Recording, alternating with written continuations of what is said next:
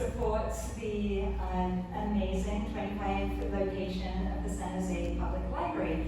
So throughout the entire city, serving nearly 1 million people, and we are one foundation and we serve the entire city here.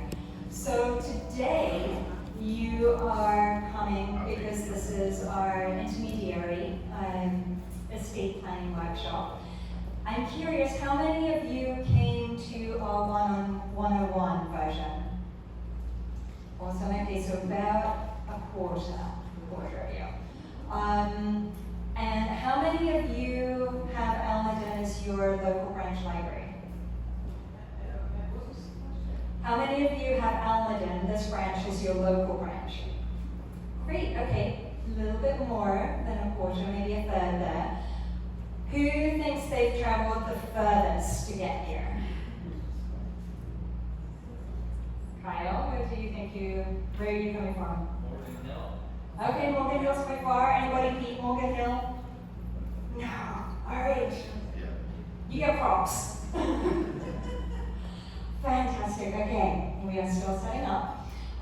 So we have two wonderful speakers today who are going to be sharing their expertise about all things to do with your estate planning process, and assuming that you're not starting from the very, very beginning. So this is assuming that you've got some knowledge, that you've started the journey already, and they'll do a presentation, and then we'll take questions, and then they'll be able to do individual answers, Q&A discussion stuff. So on your chairs, you have 3 items. One is a pen, the other is a flyer for free will, and that has a QR code so that if you want to get started right now, as soon as you leave this workshop, you'll be able to use that QR code and go to Free Will's website and start beginning the process there. Free Will is associated with the Library Foundation. You are under no obligation at all to put the Library Foundation in your will, but we ask you to consider it, of course. And also on your chair was a blank card. That card with the pen is for you to write down any questions that you have of our speakers. And then we'll come around and collect those questions, and then the speakers will be able to take them. Because this is a general workshop, please try and make your question appropriate or relevant to other people in the audience today. If you've got very specific questions, then you're welcome to do individual follow-ups with our guests later. And let's see, we're ready? We are ready. Look at that time. That was awesome. Yes, questions? Yes. Well, let's see. This is our first intermediate workshop. So we'll see how this one goes. I imagine we'll be sending out a satisfaction survey at the end of it, so looking forward to your feedback and input. And if there's enough interest and we are able to ask our speakers to come back and do an advanced one, then I think that would be great, and then we would have a 3-part series. But this is our first time of doing more than an introductory type of information session. So yeah, absolutely. Okay. Then it's my great pleasure to introduce Marisa, and she will give you all sorts of valuable and actionable information. So, thank you.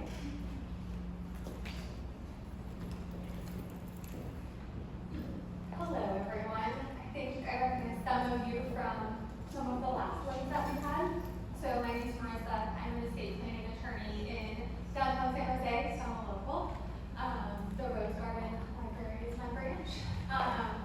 So today we're going to talk more about how we get started. At the earlier sessions we talked about why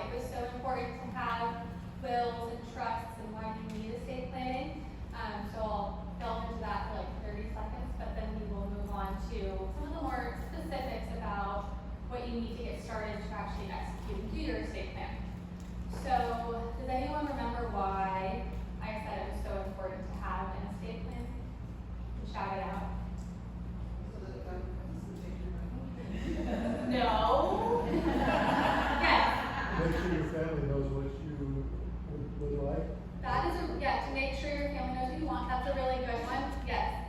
To avoid probate. Oh my gosh, yes, thank you. So I think I sounded like a broken record last time. So yes, to avoid probate court. So if you don't have a will or a trust, you end up in probate court, and that's where not the government takes your money, but the state is dictating who gets what and how much. So it's not exactly what you would want. You all got there, basically. But yes, so the whole point is that you're not in probate court where the government has decided who gets what and who's in charge, and it takes a very, very long time, almost 2 years right now, to get through that after someone passes away. Yes, I see the reactions, it's not fun. So we talked about why it's so important, but today let's go through each of the documents and kind of what will you need to decide, what decisions do you have to make, what documents you need to give to your attorney in order to kind of make this happen. Thank you.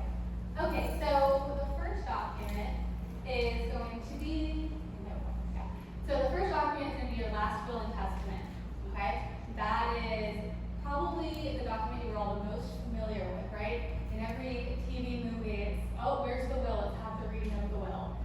The reading of the will is not a real thing. That doesn't happen in real life.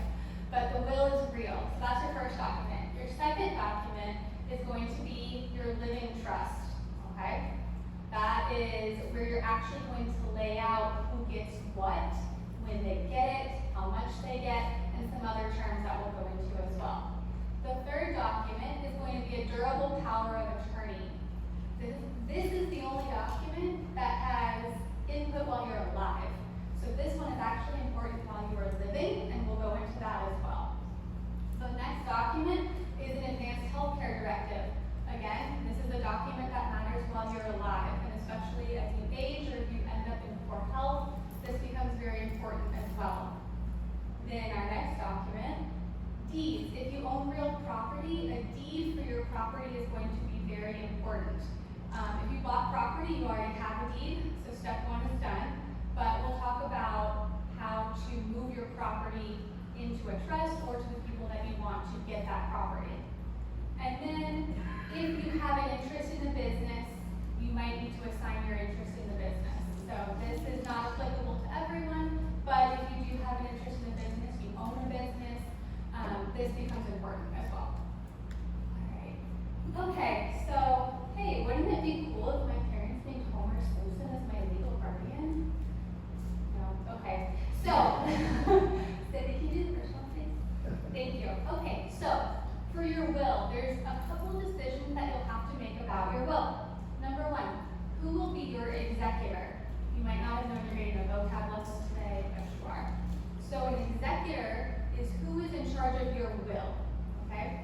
The only reason that you will need this will or an executor is if you don't have a trust or you didn't retitle all of your assets into the name of your trust. Then you need an executor because that means you're in probate court because you didn't do all of your estate planning homework, okay? So when you're picking an executor, you should pick someone that you trust, someone that's responsible, someone that can handle financial decisions, someone that will show up to court on time, look presentable, be respectful to the judge. Those are things that you should think about when you're picking someone to name as your executor. Okay, don't name some random person that you've never interacted with. Second, one of the most important things about a will is that the will is where you name guardians, okay? So if you have children, especially if you have minor children, the will is probably the most important document that you could do. If you do not name guardians for your children in your will and you pass away or something happens to you and your spouse, your children could potentially end up in the foster care system, or the judge is going to decide who gets to be the guardian. And maybe you don't want it to be your mother-in-law, right? Maybe you want it to be someone else, okay? So especially for young families, if you have children that are, having your grandchildren now, make sure that they have a will, right? So that they have named guardians for your grandchildren or your children. Okay, so that's the basics for your will, okay?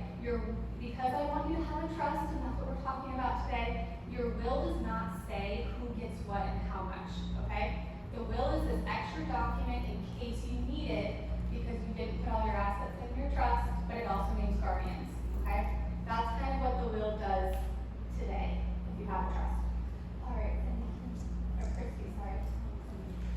Okay, so let's talk about our revocable living trust.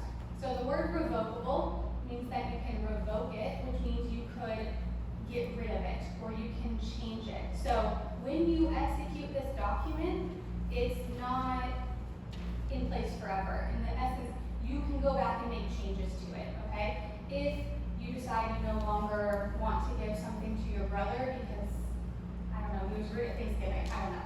If you don't want to give something to him anymore, you can change your trust. That's the best thing about this revocable living trust, is it's a living, breathing document that can evolve with you and your family throughout your life. All right, so as things change, you can change this document and you can update it, and that's one of the best things about it. Can you go to the first one? So first, you have to decide who your trustee is going to be. You probably will name the same person that you name as the executor of your will, because this is the person that's in charge when you pass away, okay? You are your own trustee while you're alive. You're in charge of everything while you're alive, okay? But you have to decide who is going to be the trustee, who's going to manage everything, who is going to give the money out to your kids or to whoever you leave it to when you die. So again, this should be someone you trust, someone that's financially responsible, someone that can make hard decisions, someone who can say no to your children if they keep asking for more money. That's the type of person that you want to pay for this. It really needs to be someone that you trust and someone that is responsible. Okay. Cool. Let's see. Okay. Whoop, there we go. Okay, next up, who is going to inherit? All right, you've worked so hard in your whole life, right? You've saved money, you've bought property, you've built up your assets. Now, who's going to get it? Okay? Most common is your children. That's the most common. Maybe it's your grandkids. Maybe your kids have done well and you want to make sure that there's something for your grandkids. But maybe it's extended family. Maybe you aren't married. Maybe you don't have children or grandchildren. Maybe it's your siblings. Maybe it's your nieces, nephews, aunts. It can be anyone that you want that works for your personal situation. There are no limits on who you can leave it to. All right? You can also name friends, charities. I've seen it all. You can name whoever you want. You just can't leave it all to one pet, okay? Can't do that. Next is, how much is each beneficiary going to receive, right? You come up with who's going to inherit, who's going to get the bank accounts and things like that.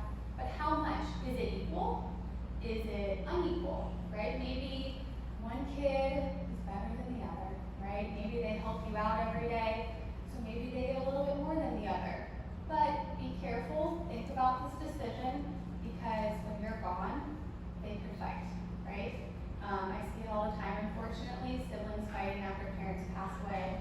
Every parent tells me, children get along great. They will never fight after I pass away. I say, that's wonderful. I'm so glad that you think that.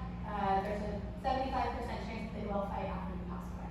So think about that. Think about how you're treating them. You can always write a letter to explain. Doesn't mean they won't fight.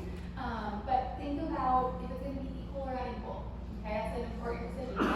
Or are you going to disinherit someone entirely? You can do that.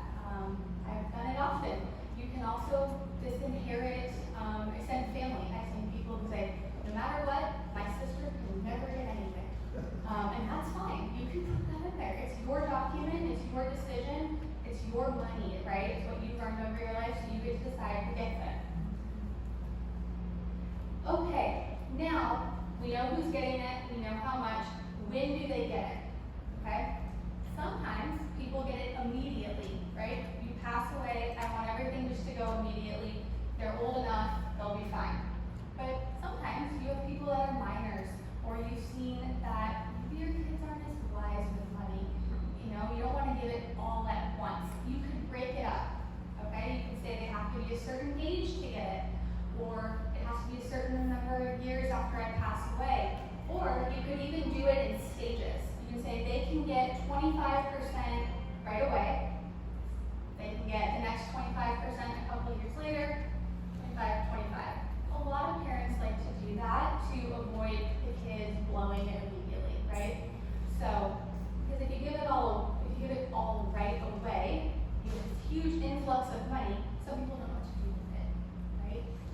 could spend it irresponsibly.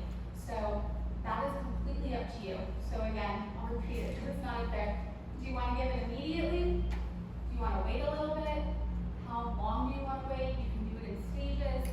Those are kind of your options of when you want them to get it, okay?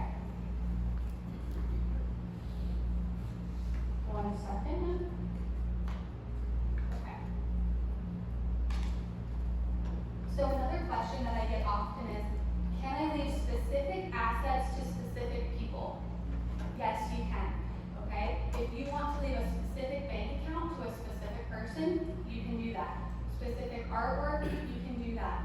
You can make whatever decisions you want. I've written in, a Harry Potter book set goes to my niece. Like, you can think of whatever you want to think of, and you can do that, okay?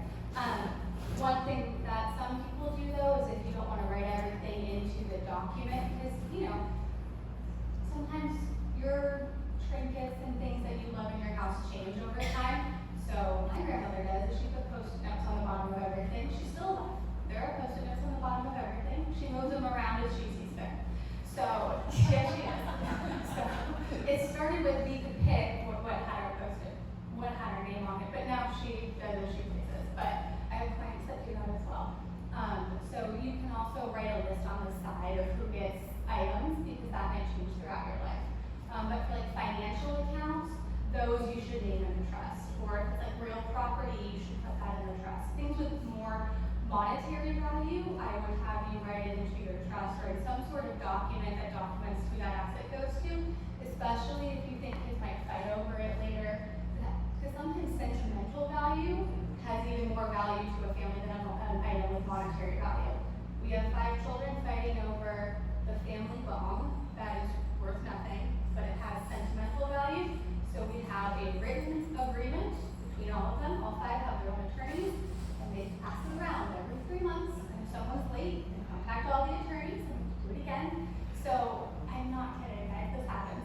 So think about stuff like that, okay? If there's something very sentimental that all your kids are gonna want, have those conversations before, make some of those decisions before, because you might be able to help your children avoid those fights and maintain their sibling relationship or familial connection. But yes, any assets you can decide who they go to. Okay, so now we're going to move away from the trust. That was the basic part of the trust.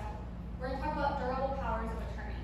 Okay, durable powers of attorney, or they are often shortened to DPA, or you might hear something like agent for finance or agent for financial decisions. They have a lot of different titles out there, but they're all kind of talking about the same thing.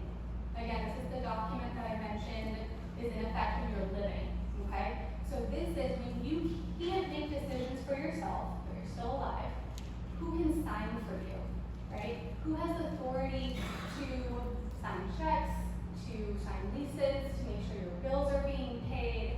Who can do that for you? Who can help? And that's what your durable power of attorney is going to say. So again, with this one, you're gonna think I'm a broken record. Pick someone you trust, pick someone that's responsible, someone that's financially responsible, someone that, you know, is gonna say no if your kids are trying to get money out of them or something like that. But your durable power of attorney, this is someone you're naming when you're alive, but you can't make a decision for yourself, okay? So maybe you have Alzheimer's, dementia, you're in a coma for some reason, so you're still alive.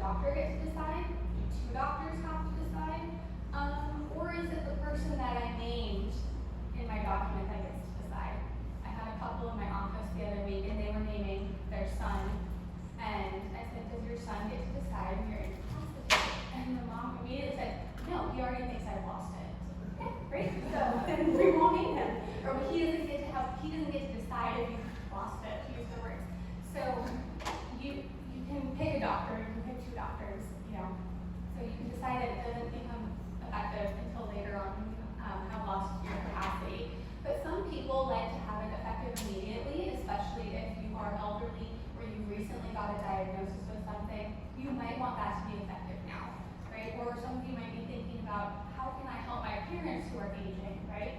Am I already trying to help them with banking and things like that? You might want to go have a durable power of attorney so that you have access to bank accounts and can help them stay on top of their bank payments and things like that. But please do not abuse that system, because I definitely see kids abuse that. So I say this as help your parents, do not abuse the system, okay? So that's a durable power of attorney. Sometimes in those documents, or at least in my document, you might also name a conservator, okay? Some of you might have seen conservatorships talked about in the news, like with Britney Spears or something like that, right? Conservatorships are when you have lost complete capacity, you cannot make any decisions for yourself, and you need someone else to do this. These are rare, they're hard to get.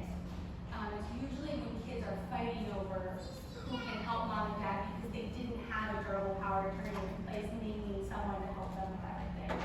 But you can have a conservator of your estate, which means you have someone who is taking care of your money and your bank account, it's your assets. But then you have a conservator of your person, which is the person who gets to decide what happens with you as a person, your body. Where do you live? What doctors can you see? Where do you go on holidays? They make those decisions. So sometimes people need different individuals to be in that role, right? You know one of your children is really good at financial decisions. Maybe you name them as the conservator of your estate, but you don't want them making a decision about when you go into hospice or assisted living facility. You want your other child to make that. You can do that, okay? But these are things to start thinking about. If you have a durable power of attorney for finance, making financial decisions, it's unlikely that you'll need the conservatorship put in place. Those are usually very extreme circumstances when there's fighting within the family or you're younger and things like that. So I don't want to scare you. Okay. Raise your hand if you have a healthcare directive. A healthcare directive. You might, okay, some of you do. Great. I'm guessing your doctor or the hospital probably gave it to you.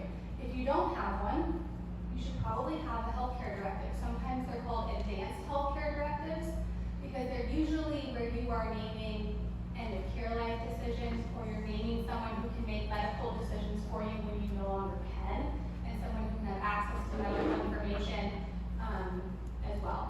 So right now, if my mother, I'm an adult, I'm married, if my mom tried to call my doctor right now, they would not give her any medical information on me because I'm not a minor.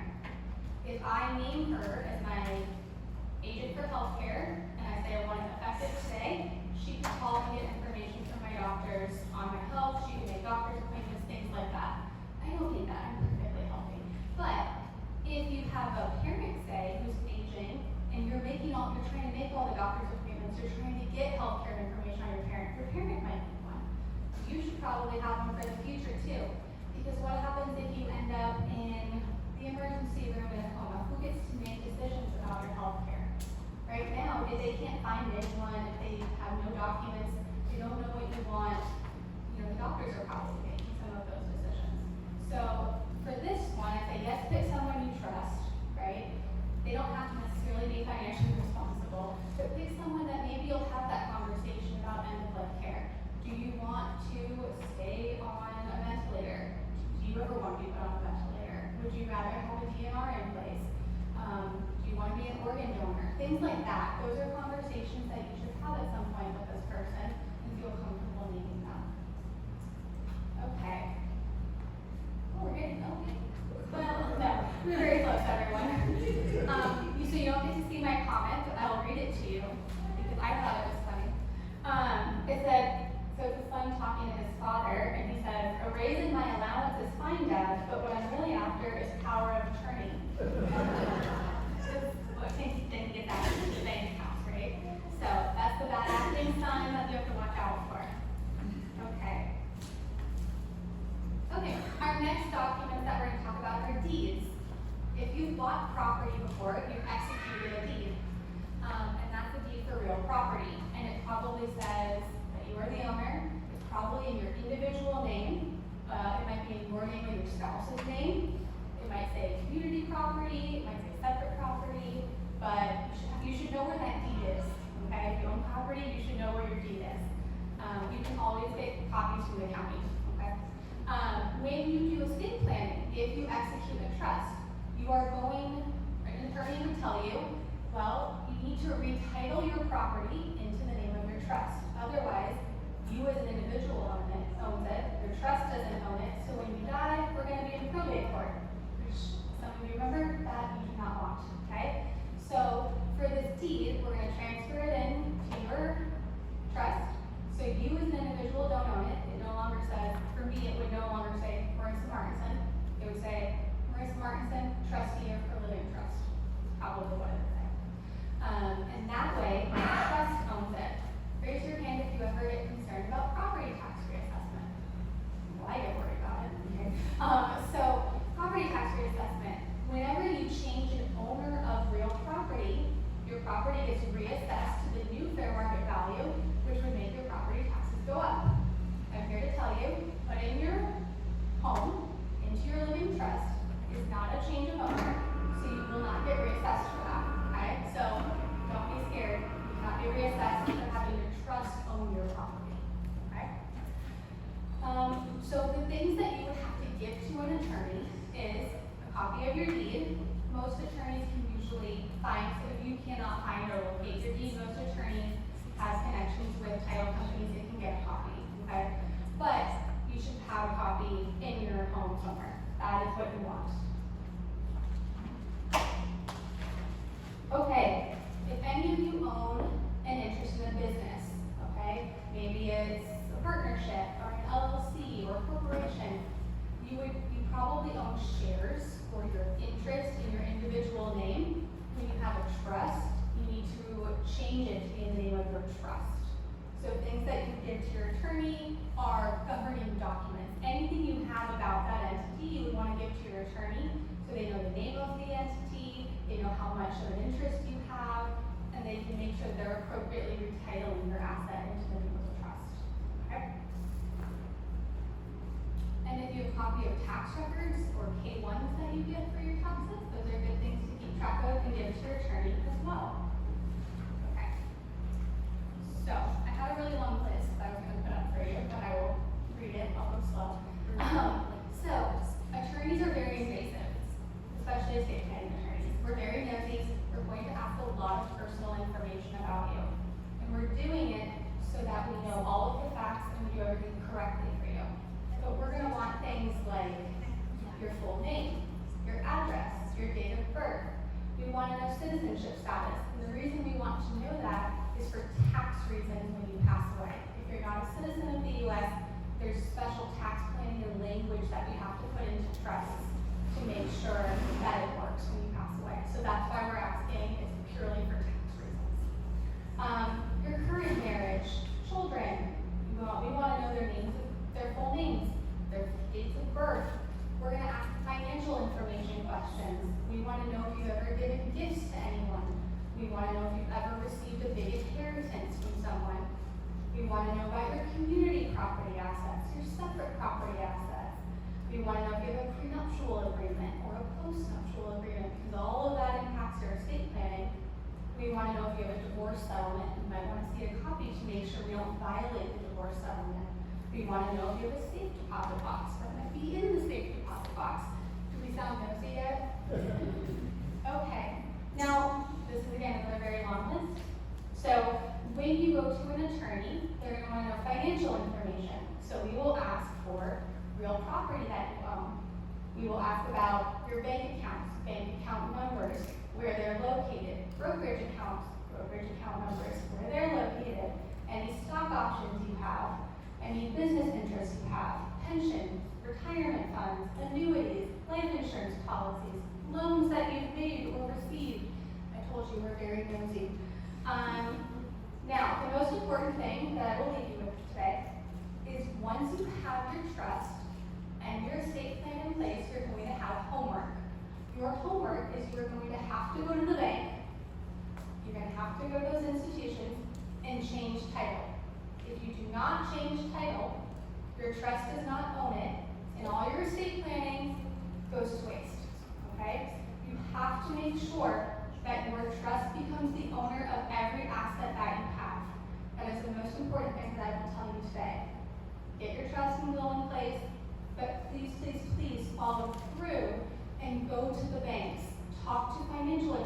your CPAs.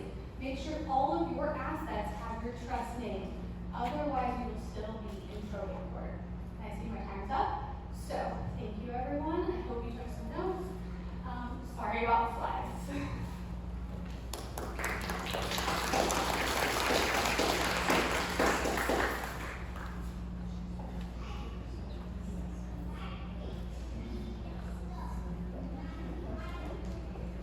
Where's the questions out there?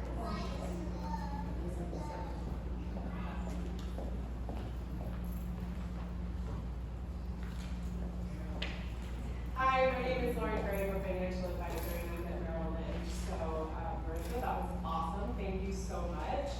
I'm not usually the star of these presentations because I bring in and I partner with estate planning attorneys like Marisa. I bring her in to tell horror stories to people like you, my clients, so that they will be convinced by someone other than me to go get their estate, their estate plan set up, their trust set up, so that we can protect them. Because who wants to give the money to the government, or have kids fight, or all of the reasons that she said are true, and sometimes it takes firsthand experience, unfortunately, before someone will take action. So I think it's amazing that you're all here and proactive, and I love that you're asking for the next steps, the advanced version of this workshop, because it means that you are taking action. So I think that's wise. So I'm a financial advisor. I'm at Merrill. I said that. My office is over kind of on Winchester by Santana Row. And I partner with my clients and they're professionals within their spheres, like attorneys, estate planning attorneys like Marisa, to make sure that their assets are outlined, their goals are defined, and we know the direction that we need to take to get them to where they want to be. I don't think I'm going to have slides tonight either, so I'm just going to kind of pull up some notes that I had, but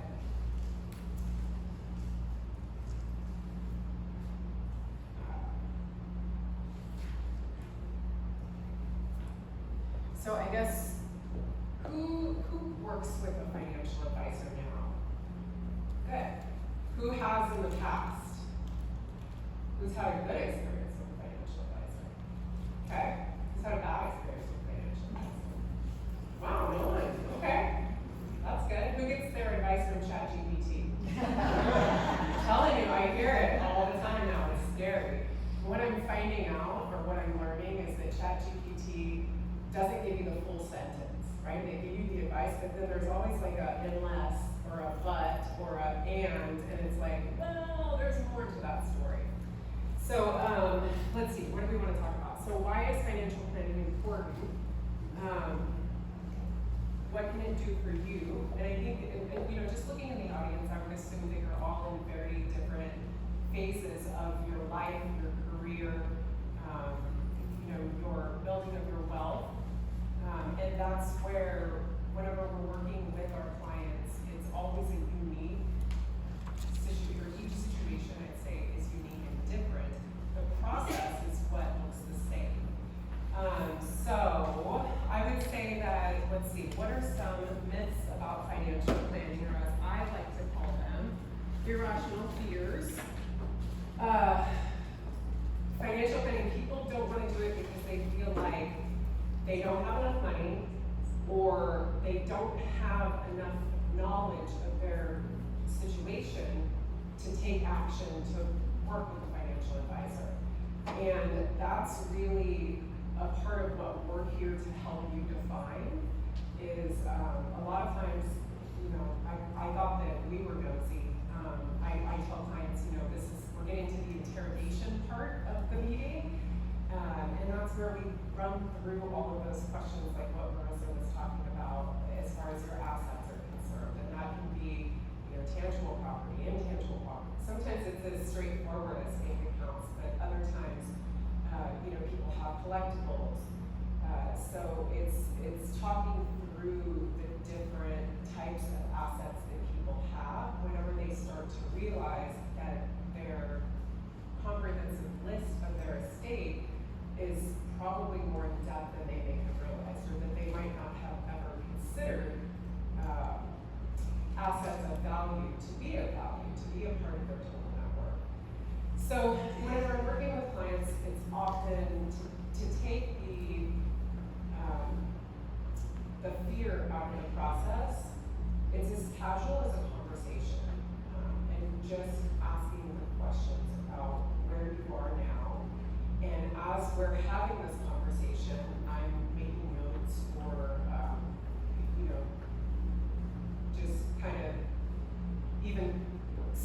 getting started on the financial plan right then and there during the conversation. But it will give you an idea of where you are today.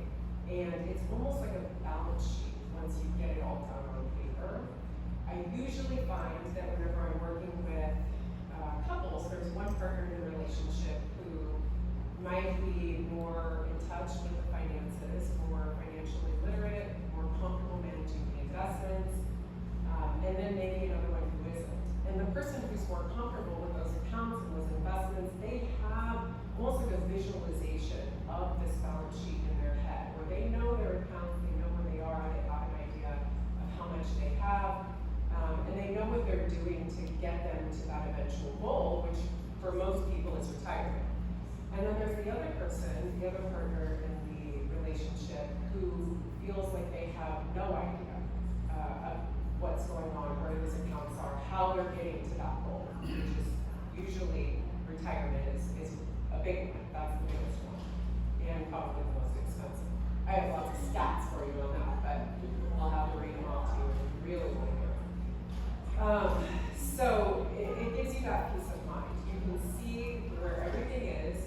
You know exactly what you have. That's the hard part. Having that interrogation conversation is the tough part. But then we get to talk about the goals. And I really tell clients, dream big. What is it that you would like to achieve? In a best case scenario, what is it that you would like? What legacy would you like to leave? Whether that be for a family, for a charity, whatever it looks like, let's get it down on paper and figure out a way to get you there. And sometimes we have to get a little creative, but I think that going through the process and helping people think about not just the end result, but also the possibility of something even bigger is motivation to do it. If you aren't working with a financial advisor and you're comfortable sharing, I'm curious to know if that is because it's maybe like a fear, or if you want to share a reason that you don't. I would love, if anyone wants to throw it out there, feel free. If you're comfortable saying why you don't work with a financial advisor or think that that could be a good option for you. Shout it out. Cost, okay. What? Trust. Trust. Yeah, that's Integrity of Yeah. the party. That's a big one. Yeah, for sure. Financial advisor is usually associated with stockbrokers. How Yeah. is the relationship with the financial advisor? How is the relationship? I mean, is it usually with a stockbroker or a broker? Yeah, so I am a stockbroker. I think that, they don't call us that anymore because it's not as straightforward typically as like buying and selling stocks or bonds. Whenever I work with clients and put together that financial plan, what it gets us to, the answer that we're solving is these goals, these hopes, these dreams, these fears that we're putting together. How are we going to invest those assets so that we can get you to the point where we're achieving, those goals? So oftentimes that would involve stock. It'll involve your investments, but we want to do it by taking on as little risk as possible. And that's where, having the conversation, laying out the assets, and coming up with an investment strategy that takes into consideration tax, ways to save on taxes, ways to structure your estate, depending on each person's unique situation. And that will ultimately lead us into a recommendation for that investment strategy. So trust and so forth. Well, it goes hand in hand. I mean, I would say the majority of my clients don't have trust set up, or I'll meet with someone and say, okay, are your accounts in trust? Oh yeah, I have a trust. And I'm like, none of your accounts are titled in trust. Exactly what Marisa said. That's great, but none of them are titled in trust. And so we work through that process, and I'm a huge believer in, I know this makes me sound really cool, but I love, I don't know what it is, but I get so excited about saving money on taxes and getting all those points and just the whole thing. I just love it. So I always say that it's my job to not just make my clients money, but to save them money. And if I can help them do that by working with a professional like Marisa to set up an estate plan, by working with a good CPA to make sure that they're, deferring as much income as they can, or setting themselves up for the future, taking benefits from future tax deferred accounts, then that's, I feel like, a big part of what I do. It's what I love the most about it. So that's where I'd say we're different than just like a broker. But yes, Merrill Lynch is a broker. I'm licensed to buy and sell stocks and bonds and options, all the things. But the behavioral finance is probably the piece that's the most fascinating to me, and that's where I think that a lot of people get hung up, is with that trust factor, and then other things like cost. They may not either see the value, and that's okay. If they don't, if it doesn't make sense for them, that's all right. Or maybe understand what all is included, what all is a part of having a relationship with a financial advisor. I think we've given up on slides, but that's okay. So let's see. So yeah, we kind of talked about all of the irrational fears, but it is impossible to plan for multiple goals. That's one that I hear a lot, and it actually, we have really nice tools with AI these days, right, where we can plan for near-term goals, long-term goals. We forecast things out decades into the future. Even leaving a legacy for children, grandchildren. Too hard and time-consuming. I think we kind of talked about that, and it is some work up front, right? Like, you have to, and I think that that's what people find is difficult about setting up an estate plan as well. Is that these are kind of tough conversations to decide who's going to be making, final decisions, to decide who's going to be. Oh, here we go. Who's going to be, who's going to be in charge of your assets that you've worked so hard for your entire life. Those are big decisions to make, and maybe it isn't obvious who to choose. So it's a process. You don't have to have it all figured out on day one. I think engaging with, just being here, like I said, is a great step to take towards starting that process. And it's not about having it all figured out the second you walk into the office or meet with a professional. It's about helping, them helping you figure it out and define your goals and how you get there. I guess another benefit to financial planning in general is to help you avoid making hasty decisions or emotional decisions. Like I said, the behavioral finance piece of what I do plays a big part in being successful long term to achieve those goals. When people ask me what I do, in a nutshell, I help my clients grow and protect their wealth. That's what I do. I help my clients grow their wealth and protect their wealth, and we can do that in a million different ways. It's unique for everybody, but ultimately, that is, at the end of the day, if I've done that for someone, then I feel like I've had a good day. So let's see. When COVID hit and everybody checked their bank accounts and they were down, 30%, how did that feel? The stock market was at its all-time high, and COVID hit, what was going on in the world? Your account just dropped 30% overnight, it felt like. I'm sure that you may not want to admit it, but there's probably at least one person out here who thought, I gotta get out, I want to sell, I gotta get out. The great financial crisis. My dentist, I'll use her as an example. She was invested 2008, 2009, her account kept going down. She sold it, I don't know if it was at the ultimate low in 2009. She sold everything, and she's just been in CD since. And it's like, where was the stock market then versus where it is now? So it's working with clients to make sure that they don't make decisions like that. So first of all, we don't want a client to be in a situation where if something like COVID or the Great Financial Crisis, something like that, an event like that were to occur, that they would have to into their resources in order to support their lifestyle. And then also having that bigger picture plan where we put together and outlined those goals for the long term will, in moments of crisis where it feels like the world is going to end, and that was just 5 years ago, coming up on 6 years, and just crazy. And also, it feels like forever and it feels like yesterday at the same time. I don't know about you, but having that bigger plan in place where it's like, okay, well, whoa. Yes, there might be something happening in the market today, but let's look at where you are, big picture, and where you're going to end up if we continue down the same path that we've outlined for you currently.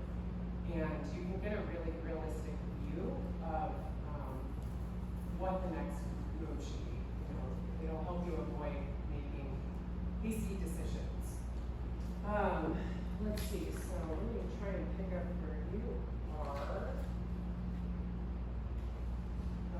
Okay, so yeah, if you go to the next slide, so this is where I was talking a little bit about longevity and having the healthcare and the medical documents in order is so important, because this is probably one of the biggest risks to people's assets, to their accounts, to their money, to their estate, is if they're going to outlive their money. I mean, the statistics that we see now are 50% of people who are living now, 65 and up, at least one of them is going to live to be 92. And that's just, almost, if you're thinking of retiring at 65, we've got a plan for, in some cases, 30, 40 years of income. And it's, the Bay Area is not an inexpensive place to live. So how do we do that? How do you do that whenever you've worked so hard for so many years? How do you do that with any kind of certainty? Especially these days where we have blended families, there's single incomes, there's all kinds of different situations to plan for. But I think this is one of the biggest ones, is planning for longevity and outliving your money. I would say that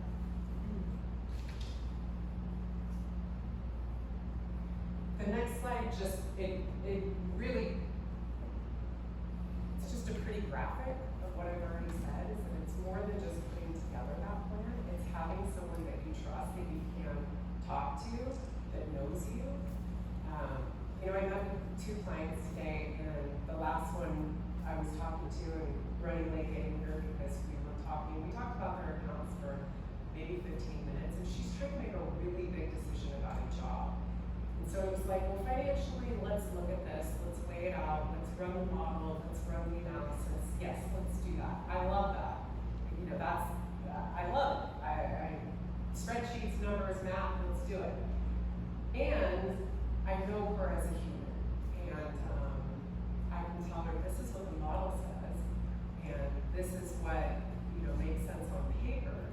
Knowing you, what drives you as a person, what gives you that level of personal fulfillment. This is what I see. And whether she takes my advice on it or not, it's okay. But it's knowing your clients at that level and having that level of trust and relationship with them that will help them get through periods like the Great Financial Crisis, like COVID, like the Liberation Day that we experienced in April, where again the market dropped significantly and then was back up just a few weeks later. Sorry. Okay. So I only have 5 minutes left, and I'm totally out of whack with my slides. So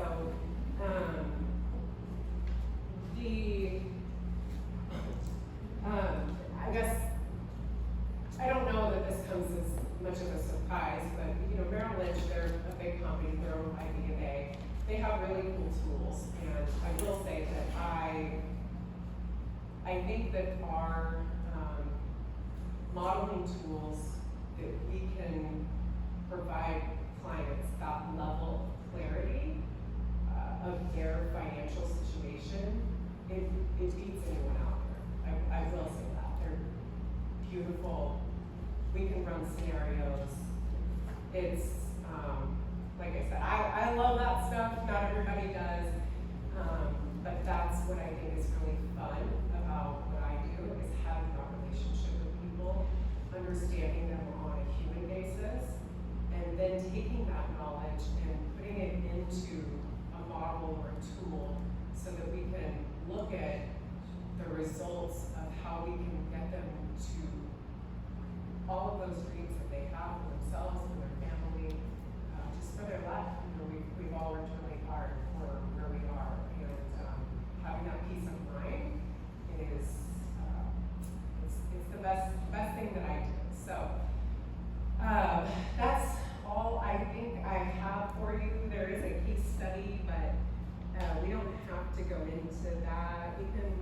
Let's just go forward 2 slides and I'll show you. I feel like this gets a little bit too into the weeds, but it does talk a little bit more about the risk appetite that we were talking about, where once we put together this plan with the goals and the time frame and the liquidity needs, all of those factors, then we can make a recommendation for investment portfolios where we're not taking on too much risk. Does it make sense? We can run scenarios where it's like, well, let's look at what it would mean if you were invested in 100% video. That could be great, it could be real bad too. So this just kind of talks through that. And I'll just stop there, and if you have questions, please feel free to ask them. Sorry about the slides, and thank you so much for your time. Thank you, Lauren and Marisa. We are going to open up the floor for some questions and answers now. I'm going to have maybe Marley and Christy. If you got questions written on your piece of paper, if you want to hold those up, and we will gather them.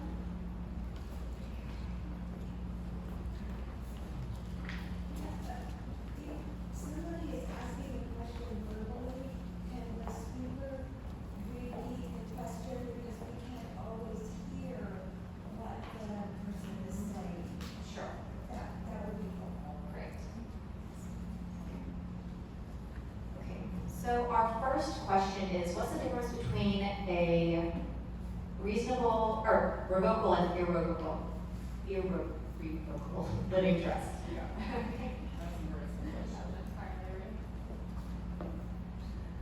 What's the difference between revocable and irrevocable living trust? Okay, so there's no such thing as an irrevocable living trust. There's only a revocable living trust. And I got this question a couple of times. So when you form your trust when you're alive, it's a revocable living trust. When you pass away, it becomes irrevocable, meaning no one else can change it. Okay? There are things called irrevocable trusts that you could form today for the benefit of a child or a grandchild. Those are things that do exist, but that's not the type of trust that might be our 301 fancy estate planning. That's not what you put your personal assets in for your benefit. That's not something that you are giving away and you can never have access to it. You give it away. But for your revocable trust, when you pass away, it becomes irrevocable. There are things where, if you're a married couple, we can structure trusts where when the first of you passes away, your assets split in half, and the deceased spouse's half of the assets are in an irrevocable trust now, whereas the surviving spouse's half are still in a revocable living trust, so they have complete control over that still. Some of the reasons that we do that are for blended families, especially to protect against elder abuse and things like that, because what it means is the deceased spouse's half that's irrevocable, you cannot change who gets it when the surviving spouse dies. Surviving spouse can still benefit from it, but they cannot change the ultimate beneficiaries. Whereas surviving spouse, they can give it all to the pool boy. They don't have to give it to their kids. You can do whatever